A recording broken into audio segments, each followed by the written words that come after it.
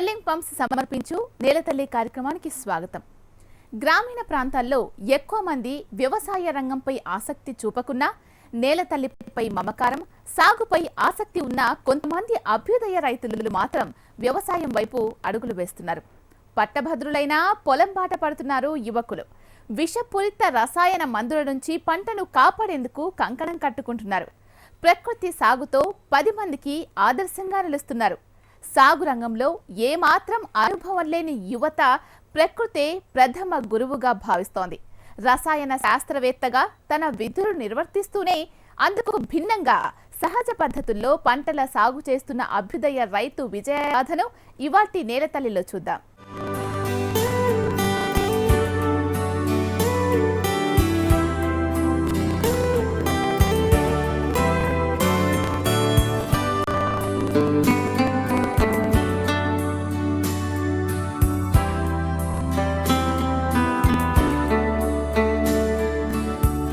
ప్రస్తుత రోజుల్లో ఆరోగ్యకరమైన ఆహారం దొరకటం గగనమైపోతోంది.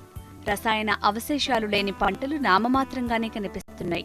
కేవలం దిగుబడులు పెంచుకునేందుకు రైతులు అధిక మొత్తంలో విషపూరిత పురుగు మందులను వినియోగిస్తూ మానవాళి ఆరోగ్యాన్ని ప్రమాదంలో పడేస్తున్నారు. రసాయనాల వల్ల భూమి సారాన్ని కోల్పోతోంది. పెట్టుబడులు పెరుగుతున్నాయి. ఇంత జరుగుతున్నా రైతులు దిగుబడులే లక్ష్యంగా సాగుతున్నారు.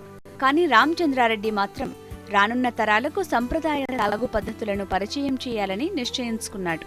ప్రకృతి సాగుతో కదం తొక్కుతున్నాడు. డాక్టర్ రామచంద్రారెడ్డి. నేను ఎంఎస్సీ పిహెచ్డి ఇన్ ఆర్గానిక్ కెమిస్ట్రీలో చేసిన తర్వాత నేను ఫార్మాస్యూటికల్ కంపెనీలో రైట్ నౌ ప్రిన్సిపల్ సైంటిస్ట్గా వర్క్ చేస్తున్నాను. నేను పుట్టింది వరంగల్లోని, పెరిగింది మటుకు హైదరాబాద్లోనే. నా స్టడీస్ అంతా కూడా హైదరాబాద్లోనే జరిగాయి. సో నాకు చిన్నప్పటి నుంచి నేను హాలిడేస్కి మా అమ్మమ్మ వాళ్ళ ఊరికి వెళ్ళేది. ఆ ఊరికి వెళ్ళినప్పుడు నాకు అగ్రికల్చరు, అక్కడ అంతా వ్యవసాయం అదంతా చూసినప్పుడు అప్పటి నుంచి నాకు చిన్నప్పటి నుంచి కూడా ఫార్మింగ్, గ్రీనరీ అంటే చాలా ఇష్టంగా ఉండేది.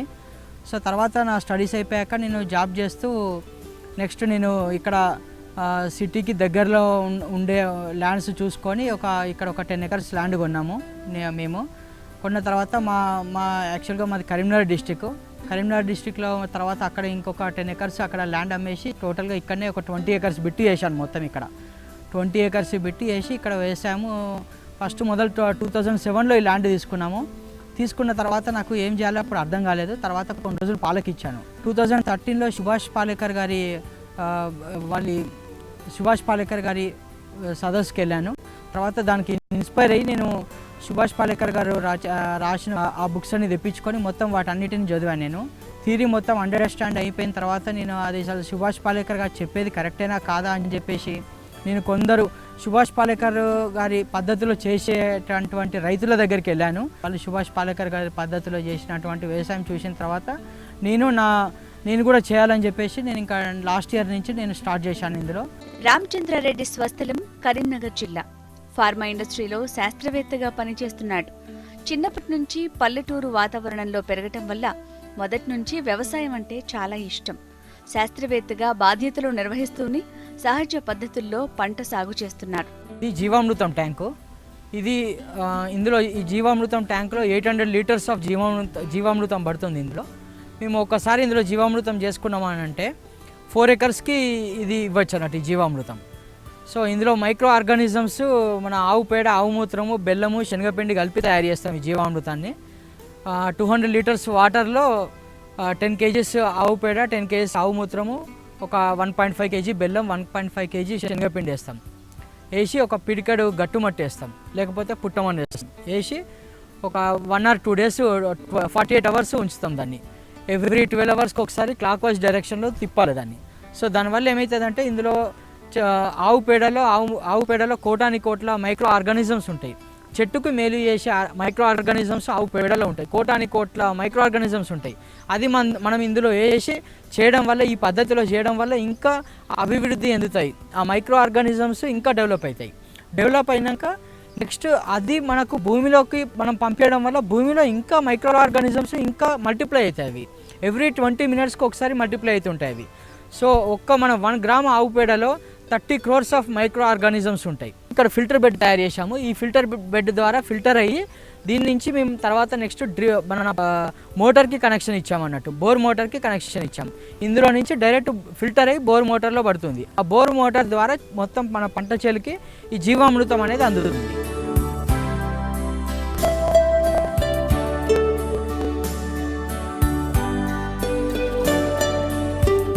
2 acres ల్యాండ్, ఇందులో వరి మొత్తం నేను జీవామృతంతో చేశాను లాస్ట్ ఇయర్.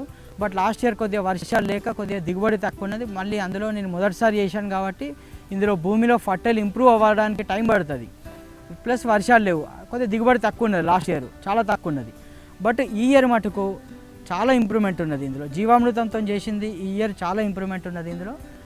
ఇందులో ఒక 3 వెరైటీస్ ఆఫ్ జీవామృతంతో 3 వెరైటీస్ ఆఫ్ ప్యాడీ వేసాను. ఒకటి బాస్మతి, ఇంకోటి RNR 15048, ఇంకొకటి నవారా వేసాను. ఈ జీవామృతంతో చేసిన దానికి ఒక 2 acres జీవామృతంతో చేస్తున్నాను. ఒక 4.5 acres జీవామృతం కొద్దిగా 50% ఆఫ్ ఫర్టిలైజర్స్తో 5 acres చేస్తున్నాను. ఆ 5 acres కూడా నేను ఫస్ట్ టైం చేస్తున్నాను కాబట్టి వరి అనేది ఈ 5 acresలో మొదలు నేను జన్మేసి దున్ని తర్వాత ఈ వరి పంట స్టార్ట్ చేశాను. సో ఇందులో నేను 50% ఆఫ్ ఫర్టిలైజర్స్ వాడాను. ఇందులో ఎటువంటి ఫర్టిలైజర్ లేకుండా జీవామృతంతో పండించాను. దీనికి రెండిటికి నాకు తేడానే లేదు. ఈ జీవామృతంతో చేసిన దానికి ఫర్టిలైజర్తో చేసిన దానికి పెద్దగా డిఫరెన్స్ అయితే లేదు. సో నెక్స్ట్ ఇయర్ నేను ఇంకా మొత్తం టోటల్గా నా దగ్గర ఉన్న 20 acres కూడా నేను టోటల్గా జీవామృతంతోనే చేయాలని చెప్పేసి నేను డిసైడ్ అయ్యాను ఈ సంవత్సరము. సో ఈ పంట మటుకు చాలా బాగున్నది. జీవామృతంతో పాటు మేము జీవామృతం ఈ వరికి మేము 20 days ఆర్ 1 monthకి ఒకసారి ఇస్తాము. తర్వాత మేము ఇప్పటివరకు ఎటువంటి నేను కషాయాలు కూడా కొట్టలేను. ఇప్పుడు యాక్చువల్గా మనకు ఏమైనా జీవామృతంతో చేసే వాటికి కొద్దిగా ఏమైనా తెగుళ్ళు వస్తే వాటికి కషాయాలు కొడతారు. న్యాచురల్ పద్ధతిలో తయారు చేసినటువంటి కషాయాలు కొడతారు. ఏంటంటే అది నీమాస్త్రము, అగ్నాస్త్రము, గోబాణము. జనరల్గా ఈ 3 వరికి కొడుతూ ఉంటారు ఏమైనా డిసీజ్ వస్తే. బట్ ప్రస్తుతానికైతే ఈసారి వర్షాలు ఎక్కువ ఉన్నాయి కాబట్టి నాకు అసలు ఈ లాస్ట్లో వర్షాలు ఎక్కువ ఉండడం వల్ల నేను వాటికి ఎటువంటి కషాయాలు కొట్టడానికి కూడా నాకు ఛాన్స్ ఇవ్వలేదు. బట్ ఇప్పుడు ఒక 2-3 times ఒకటి నీమాస్త్రమును అగ్నాస్త్రం కొట్టాలని చెప్పేసి అనుకుంటున్నాను ఈ వర్షాలు తగ్గాక. చదువుకునే రోజుల్లో సెలవు దొరికినప్పుడు గ్రామాలకు వెళ్లి అక్కడి వ్యవసాయ విధానాలను పరీక్షించేవారు రామచంద్రారెడ్డి. సుభాష్ పాలేకర్ శిక్షణా తరగతులకు హాజరైన ఈ అభ్యుదయ రైతు ప్రకృతి వ్యవసాయ విధానాలకు ఆకర్షితులయ్యారు.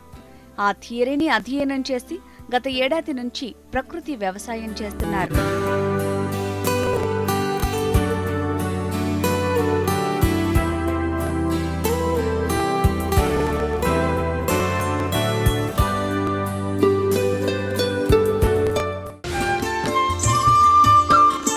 ఒకే రకమైన పంట కాకుండా 7 ఎకరాల్లో చెరకు, వరి సాగు చేస్తున్నారు.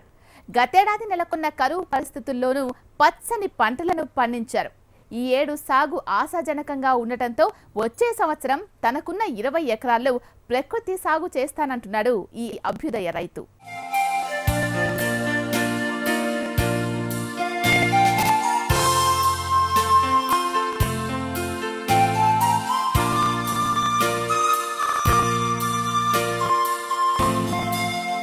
మొదటి నుంచి వ్యవసాయం చేయాలనే తపన ఉండటంతో నగరానికి 60 కిలోమీటర్ల దూరంలో మెదక్ జిల్లా కౌడిపల్లి మండలం ఫైజాబాద్లో 20 ఎకరాల భూమిని కొనుగోలు చేశాడు. సహజ వ్యవసాయం గురించి తెలుసుకుని మొదట 2 ఎకరాల్లో ప్రకృతి సాగు మొదలుపెట్టారు. గతేడాది తీవ్ర కరువు పరిస్థితులు ఉన్న సానుకూల విజయం సాధించిన ఇతను ఈ ఏడాది 7 ఎకరాల్లో పంటలు వేశారు. ఎటువంటి ఫర్టిలైజర్స్, పెస్టిసైడ్స్ లేకుండా పండించినటువంటి చెరుకు ఇది రెండో సంవత్సరం ఇంప్రూవ్మెంట్ చాలా బాగా ఉన్నది. ఫస్ట్ ఇయర్ ఏంటంటే కొద్దిగా మాకు లాస్ట్ ఇయర్ వర్షాలు పడకపోవడం వల్ల వాటర్ తక్కువ ఉండడం వల్ల ఈ డ్రిప్ మాకు అందక కొద్దిగా లేట్ అయింది. దానివల్ల ఫస్ట్ ఇయర్ కొద్దిగా తక్కువగా ఉన్నది. ప్లస్ ఇది జీవామృతంతో చేస్తున్నాం కాబట్టి ఇంప్రూవ్మెంట్ ఎవ్రీ ఇయర్ గ్రాడ్యువల్గా పెరుగుతుంది అన్నట్టు. ఇది రెండో సంవత్సరం నాకు చాలా మంచి ఇంప్రూవ్మెంట్ కనబడింది చెరుకులో. థర్డ్ ఇయర్ ఇంకా ఇంప్రూవ్మెంట్ ఖచ్చితంగా బాగా ఉంటుందని చెప్పేసి అనుకుంటున్నాము. సో ఇందులో మేము ఓన్లీ జీవామృతము ఇస్తాం. ఇది ఎవ్రీ 1 month ఆర్ 15 daysకి ఒకసారి జీవామృతం ఇచ్చి ట్యాంకు ద్వారా డ్రిప్ ద్వారా దీనికి జీవామృతం సప్లై చేస్తాం మేము. సో ఇది మేము నెక్స్ట్ మార్కెటింగ్ వచ్చే వరకు ఇది లాస్ట్ ఇయర్ నేను బెల్లం వండించిన దీంతో బెల్లం వండించి సిటీలో నేను సిటీలోనే సప్లై చేశాను బెల్లము. సో నేను KG around 60 to 70 rupees అమ్మాను.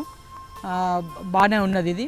So ఈ ఇయర్ కూడా నేను బెల్లమే తయారు చేసి బెల్లం సప్లై చేద్దామని చెప్పేసి చూస్తున్నాను ఈ సంవత్సరం కూడా.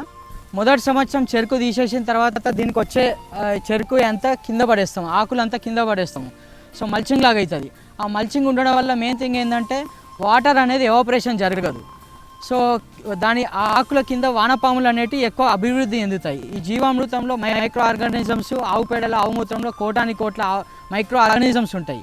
చెట్టుకు మేలు చేసే మైక్రో ఆర్గానిజమ్స్ ఈ ఆకుల కింద అభివృద్ధి చెందుతూ ఉంటాయి అన్నట్టు. సో అందుకే second year, third year every year increase అవుతున్న కొద్దీ మనకు వానపాములు, మైక్రో ఆర్గానిజమ్స్ అభివృద్ధి ఎంత ఎందితే అంత భూమి ఫర్టైల్ అవుతుంది అన్నట్టు. దానివల్ల మనకు దిగుబడి అనేది పెరుగుకుంటూ పోతూ ఉంటుంది. అదే మనం కెమికల్ ఫార్మింగ్కి వెళ్తే మటుకు అందులో మొదటి సంవత్సరం బాగానే ఉంటుంది, తర్వాత ఎవ్రీ ఇయర్ మనకు దిగుబడి తగ్గుతూ ఉంటుంది అందులో. ఎందుకంటే అందులో మైక్రో ఆర్గానిజమ్స్, మనం ఫర్టిలైజర్స్, కెమికల్స్ వాడడం వల్ల మైక్రో ఆర్గానిజమ్స్ చనిపోతాయి అన్నట్టు. సాయిల్లో జీవం అనేది ఉండదు అన్నట్టు కెమికల్స్ మెథడ్లో. ఈ న్యాచురల్ మెథడ్లో ఏంటంటే సాయిల్లో మైక్రో ఆర్గానిజమ్స్ జీవం అనేది ఉంటుంది అన్నట్టు. యాక్చువల్గా చెట్టుకి 98% మనకు సహజంగా బయటనే అవైలబుల్ ఉంటుంది. ఓన్లీ 2% మటుకే భూమిలో నుంచి కావాలి దానికి, చెట్టుకు కావాల్సిన ఆహారము. గాలిలో నత్రజని ఉంటుంది. ఆ నత్రజని మైక్రో ఆర్గానిజమ్స్ గాలిలో నైట్రోజన్ ఉంటుంది. ఆ నైట్రోజన్ ఈ మైక్రో ఆర్గానిజమ్స్ నైట్రైట్స్ కింద కన్వర్ట్ చేస్తుంది. నైట్రైట్స్ కింద కన్వర్ట్ చేసి చెట్టుకి నైట్రోజన్ ఇస్తుంది అన్నట్టు. సో ఇందులో అందుకే మనము ఎటువంటి ఫర్టిలైజర్లు వాడాల్సిన పని ఉండదు అన్నట్టు.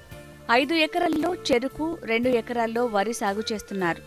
వరిలో బాస్మతి, RNR 15048, నవా రైస్ అనే 3 రకాలను పండిస్తున్నాడు.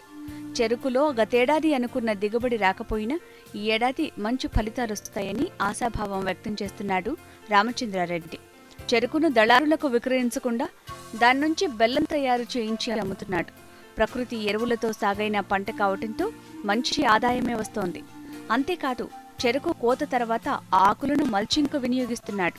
దీనివల్ల భూమిలో నీరు ఆవిరి కాకుండా వానపాములు వృద్ధి చెంది భూమి ఆరోగ్యకరంగా తయారవుతోందంటున్నాడు ఈ రైతు. చెరుకు నేను జీవామృతంతో పండించిన చెరుకు నుంచి బెల్లం తయారు చేస్తున్నాను. ఈ బెల్లం ఏంటంటే యాక్చువల్గా బెల్లం అనేది మనం పాతకాలం ట్రెడిషనల్ ఓల్డ్ పాతకాలం నుంచి బెల్లం వాడకంలో ఉన్నది అన్నట్టు. బెల్లం అనేది యాక్చువల్గా చాలా మంచిది. మనము షుగర్ తినాలనిపిస్తే బెల్లమే చూజ్ చేసుకోవాలి. ఎందుకంటే చక్కెర షుగర్ అనేది ఇది యాక్చువల్గా షుగర్ మనం వాడడం వల్ల క్యాన్సర్స్, ఎక్కువ షుగర్ వల్ల క్యాన్సర్స్ వస్తాయి. సో బెల్లం వాడితే మనిషికి ఎటువంటి హాని జరగదు. ప్లస్ ఈ బెల్లంలో ఏంటంటే చాలా మినరల్స్ ఉంటాయి. ఇందులో ఐరన్ కంటెంట్ చాలా ఎక్కువ ఉంటుంది బెల్లంలో. ఈ బెల్లం తినడం వల్ల మనకు ఇమ్యూనిటీ పవర్ పెరుగుతుంది. ఐరన్ కంటెంట్ చాలా ఇంప్రూవ్ అవుతుంది. నేను ప్రాక్టికల్గా అబ్జర్వ్ చేశాను. ఈ బెల్లం తినడం వల్ల ఐరన్ కంటెంట్ ఇంప్రూవ్ అవ్వడము. సో ఇది అందుకే నేను ఈ చెరుకును ఎందుకు ఎంచుకున్నానంటే సమాజానికి ఒక మంచి ఆహారం అందించాలి. ఈ బెల్లం అనేది వెరీ ఇంపార్టెంట్ మన లైఫ్లో. షుగర్ పేషెంట్స్కి కూడా ఇది చాలా మంచిది బెల్లము. యాక్చువల్గా రోజు ఇంత న్యాచురల్ బెల్లం తినాలి. ఫర్టిలైజర్స్తో పండించిన బెల్లం కాకుండా ఈ న్యాచురల్తో జీవామృతంతో పండించినటువంటి బెల్లం తినడం వల్ల మనకు షుగర్ పేషెంట్స్ రోజు ఇంత కొద్దిగా ఒక చిన్న ముక్క తినడం వల్ల రోజుకు ఒక 2 times తినాలి. తినడం వల్ల షుగర్ కంటెంట్స్ కూడా తగ్గుతాయి వాళ్ళ దాంట్లో డైలీ తినడం వల్ల.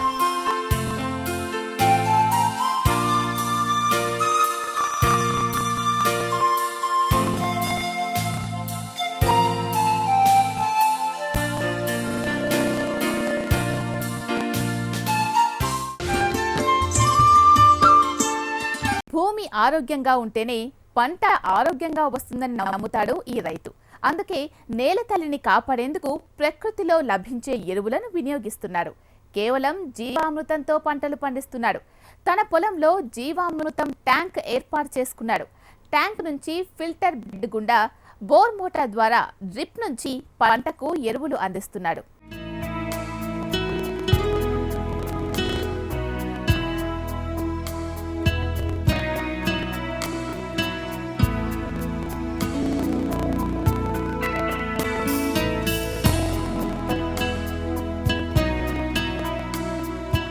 పూర్వ మొక్కలకు ఏ విధమైన పోషకాలు ప్రకృతి నుంచి అందేవో అదే పద్ధతిలో పంటలు సాగు చేస్తున్నాడు. పొలం గట్ల చుట్టూ అవిసె మొక్కలను పెంచుతున్నాడు. అది పంటలకు నత్రజనిని ఏ విధంగా అందిస్తుందో కూడా వివరిస్తున్నాడు రామచంద్రారెడ్డి.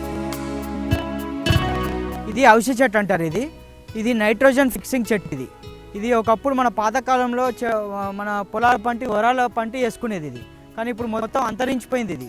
అయితే ఈ చెట్టు నేను ఈ గింజల్ని ఈ సీడు నేను రాయలసీమ నుంచి తెప్పించి ఇక్కడ కొన్ని వేసాను. తర్వాత దీని సీడు డెవలప్ చేశాక టోటల్గా నా ఫామ్ చుట్టూ మొత్తం ఈ అవిసె చెట్టు పెట్టాలని చెప్పి చూస్తున్నాను.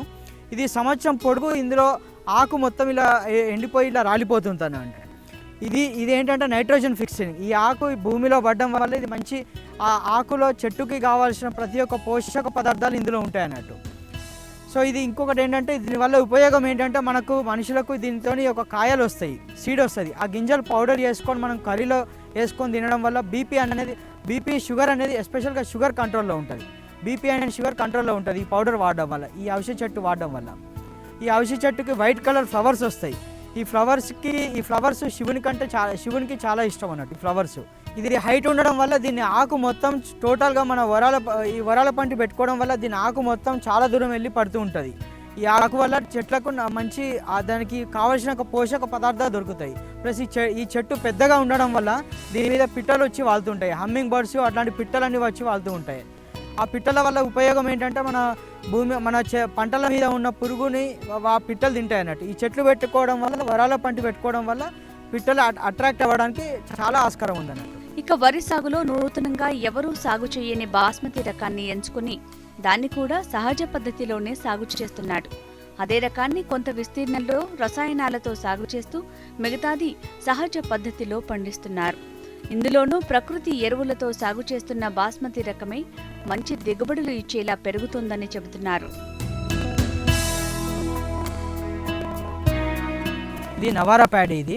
ఇది కేరళ రాష్ట్రానికి చెందినది. This is also called a medicinal plant. ఇందులో మినరల్స్ ఇవన్నీ చాలా బాగా ఉంటాయి ఇందులో. ఈ రైస్ వారానికి ఒక రోజు తీసుకోవడం వల్ల మనకు ఇమ్యూనిటీ పవర్ పెరుగుతుంది. ఇది దేశవాళీ ఇత్తనము, సమ్ ట్రెడిషనల్ ఇత్తనం అంటారు. ఇది కేరళలో ఇంకా గుళ్ళల్లో పాయసంలాగా చేసి ఇది ప్రసాదం కింద పెడతారు బెల్లంలో కలిపి. సో ఈ నవారా ప్యాడీ నేను లాస్ట్ ఇయర్ ఒక 1 kg ప్యాడీ మన విజయరామ్ గారి దగ్గర తీసుకొచ్చి పెట్టాను. తర్వాత అదే సీడ్తోని ఒక 20 గుంటలకి నేను డెవలప్ చేసి ఇప్పుడు 20 గుంటలు పెట్టాను. ఇది 1/2 ఎకర్ నవారా ప్యాడీ పెట్టాను ఈసారి. చాలా బాగున్నది. ఇది ఎటువంటి ఫర్టిలైజర్ కెమికల్స్ వాడకుండా పెట్టినటువంటి ప్యాడీ. ఇది సెకండ్ ఇయర్ అన్నట్టు. ఇది నేను సాగు చేసేటువంటి వరి. దీనికి జీవామృతం ఇస్తుంటాము మేము. ఆ డ్రమ్ములో 200 లీటర్స్ డ్రమ్ములో జీవామృతం తయారు చేసుకొని మనకి ఒక 3 బిందెలు అలా ఇస్తుంటాము. ఎందుకంటే ఇది మడిలో పోస్తే సరిపోతుంది. ఇది ప్రతి మడికి ఒక ట్యాంక్లో మన 200 లీటర్స్ డ్రమ్లో తయారు చేసుకొని ప్రతి మడికి ఒక 3 బిందెలు ఇస్తుంటాము జీవామృతం. దీనికి ఎవ్రీ 15 days ఆర్ 1 monthకి ఒకసారి ఇస్తుంటాం. దీనికి ఇప్పటివరకు ఎటువంటి కషాయాలు కూడా కొట్టలేదు ఇప్పటివరకు. ఇది ఆల్మోస్ట్ ఇంకొక 10 daysలో ఈంతుంది. ఇందులో వాటర్ కూడా చాలా అసలు వాటర్ దీనికి అవసరమే లేదు. వర్షాధార కిందనే పడుతుంది. ఇది ఓన్లీ ఆరితడి పంట కింద వేసుకోవాలనుకుంటే మటుకు ఈ నవారా ప్యాడీ అనేది చాలా ఈజీగా వేసుకోవచ్చు. మన రాష్ట్రంలో కూడా, కేరళనే కాకుండా మన రాష్ట్రంలో కూడా వేసుకోవచ్చు. సాగునీరు అందుబాటులో లేకున్నా నిరాశ చెందలేదు. నీటి కోసం 5 బోర్లు వేశారు. అయినా నిరాశ ఎదురైంది. కానీ స్థానికంగా ఉన్న పరిస్థితులను తనకు అనుకూలంగా మలుచుకున్నాడు. వర్షాలు పడే సమయంలో ఇతర రైతుల పొలాల నుంచి వచ్చే నీరంతా తన పొలంలో నిల్వ చేసుకుంటున్నారు. 1/2 ఎకరం భూమిని నీటిని నిలుపుకునేందుకు వీలుగా ఫామ్ పాండ్ నిర్మించారు. ఆ నీటితోనే ఈ సీజన్లో అందరికంటే ముందు వరి సాగు చేశాడు. ఇందులో వ్యవసాయం చేయడానికి వాటర్ అనేది సోర్స్ ఇంపార్టెంట్ కాబట్టి ఫస్ట్ బోర్లు వేసుకుంటూ వచ్చాము మేము. ఇప్పటివరకు ఒక 5-6 బోర్లు వేసాము. కానీ ఎప్పుడు కూడా ఏ బోర్ కూడా సక్సెస్ కాలేదు. ఒకే ఒక బోరు 1.5 inches వాటర్తో సక్సెస్ అయింది అంతే. సో ఇంకా ఇందులో వ్యవసాయం చేయాలంటే నీళ్ళు లేవు. సో లాస్ట్ ఇయర్ ఏం చేశానంటే నాకు ఒక ప్లస్ పాయింట్ ఏంటంటే ఈ భూమిలో మొత్తం కింద మొత్తం రాయే, బోర్లు వేస్తే పడయి. కింద మొత్తం శుద్ధకట్టు మట్టి, ఇది రాగడి మట్టి. ఇందులో బోర్లు వేసినా పడయి. సో వాటర్ అనేది లేదు ఇందులో. సో దీనిలో వాటర్ రావాలంటే ఏం చేయాలని చెప్పేసి ఆలోచించాను లాస్ట్ ఇయర్. చూసిన తర్వాత ఇక్కడ నా భూమిలో ఏంటంటే చుట్టూ ఉన్న 100 ఎకరాల నీళ్ళంతా ఇక్కడికే నా భూమిలోకి వస్తాయి, ఈ పాండులోకి వస్తాయి. మొదలు ఈ పాండు లేదు అసలు. ఇది మొత్తం డ్రైగా ఉండేది, ఇది డౌన్గా ఉండేది అంతే.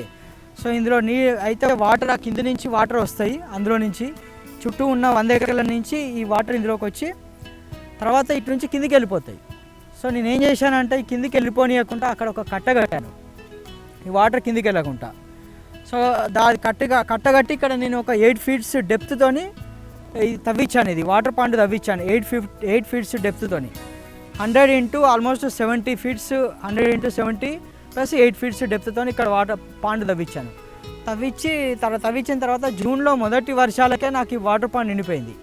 సింగూరులో ఒక డ్రాప్ నీళ్లు లేవు అక్కడ, బట్ ఇక్కడ మటుకు నా వాటర్ పాండ్ నిండిపోయింది జూన్లోనే.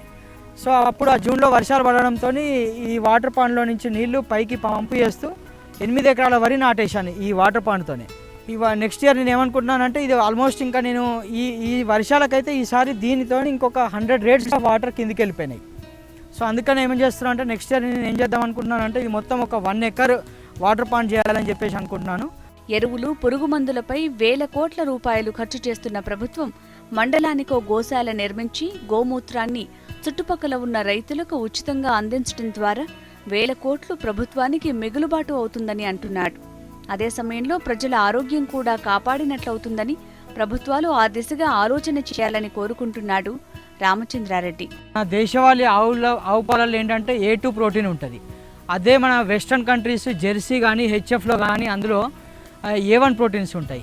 A1 ప్రోటీన్స్ వల్ల మనకు ఇప్పుడు వచ్చే క్యాన్సర్స్ కానీ డయాబెటీస్ కానీ షుగర్ కానీ A1 ప్రోటీన్ మిల్క్ తాగడం వల్ల వస్తుంటుంది. చిన్నపిల్లలకు A1 ప్రోటీన్ మిల్క్ ఇవ్వడం వల్ల అది చిన్నప్పటి నుంచే ఇవ్వడం వల్ల అది చాలా మంచిది కదా. అది ఇప్పుడు మన గవర్నమెంట్ కూడా ఏంటంటే ఫర్టిలైజర్స్కి వాటికి సబ్సిడీస్ ఇస్తుంది. వెస్ట్రన్ కంట్రీస్ కంపెనీస్కి ఫర్టిలైజర్స్ కొన్ని క్రోర్స్ ఆఫ్ ఫర్టిలైజర్స్ బయట నుంచి కొనుకొచ్చి మనకు సబ్సిడీస్ ఇచ్చి ఆ ఫర్టిలైజర్స్కి సబ్సిడీ ఇస్తుంది. దానికి ఇచ్చే బదులు ఇటువంటి దేశవాళీ ఆవులని ఒక మండలికి ఒక గోశాల పెట్టి గవర్నమెంటు దేశవాళీ ఆవులను ఆ గోశాలలో పెంచి అది ఒక మన రెగ్యులర్ గవర్నమెంట్ డాక్టర్స్కి ఆ గోశాలను అప్పచెప్పి ప్రతి విలేజ్కి ఆవు మూత్రము ఆవు పేడను ఉచితంగా సబ్సిడీ లేకుండా ఉచితంగా అది సప్లై చేయాలని చెప్పేసి నేను గవర్నమెంట్కి సూచిస్తున్నాను. ఇది